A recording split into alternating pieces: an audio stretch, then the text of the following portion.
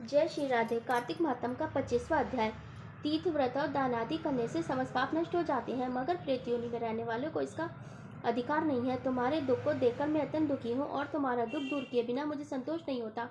तुम्हारे पाप बड़े भारी हैं, क्योंकि ये तीनों योनियाँ बहुत बड़े पाप करने वालों को ही प्राप्त होती हैं, और प्रेत योनि तो थोड़े पुण्य से भी नष्ट नहीं हो सकती। लेकिन मैं तुम्हें इस योनि से अवश्य छुड़ाऊंगा, इसलिए मैंने जो कार्तिक का व्रत किया है उसका आधा पुण्य तुम्हें देता हूँ, क्योंकि यज्ञ दान तीर्थ से सब निश्चय ही कार्तिक के व्रत के पुण्य के समान नहीं है। देवर्षि नारद बोले, हे राजन, इतना कहकर धर्मदत्त ने उसको ओम नमो भगवते वासुदेवाय यह द्वादशार मंत्र सुनाया और तुलसी का जल उसके ऊपर छिड़का। बस फिर क्या था, क्षण भर में वह प्रेत योनि से छूट प्रज्वलित शिखा के समान दिव्य रूप धारण कर लक्ष्मी के समान सुंदर हो गई। तब वह धर्मदत्त को दंडवत करके प्रसन्नता से गदगद होकर बोली, हे ब्राह्मण, आपके आशीर्वाद से मैं इस घोर नरक से छूट गई हूँ।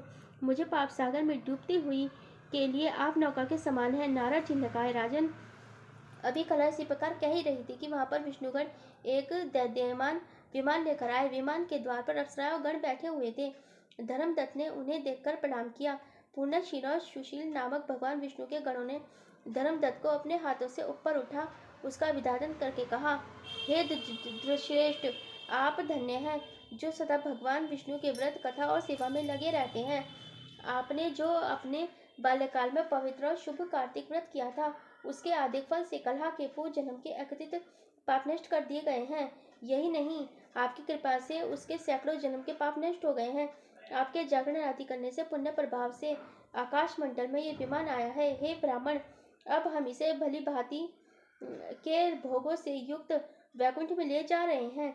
आपके दान पुण्य के प्रभाव से ये भगवान विष्णु के पास रहेगी। आप भी जन्म के बाद अपनी दोनों स्त्रियों सहित वैकुंठ में विष्णु जी के पास रहोगे और मुक्ति प्राप्त करोगे। हे दया सागर, यह मनुष्य धन्य है जो जन्म उन्हीं का फलीभूत है जिन्होंने तुम्हारी तरह विष्णु जी की भक्ति की है, क्योंकि भगवान विष्णु अपने भक्तों को भला क्यों नहीं देते।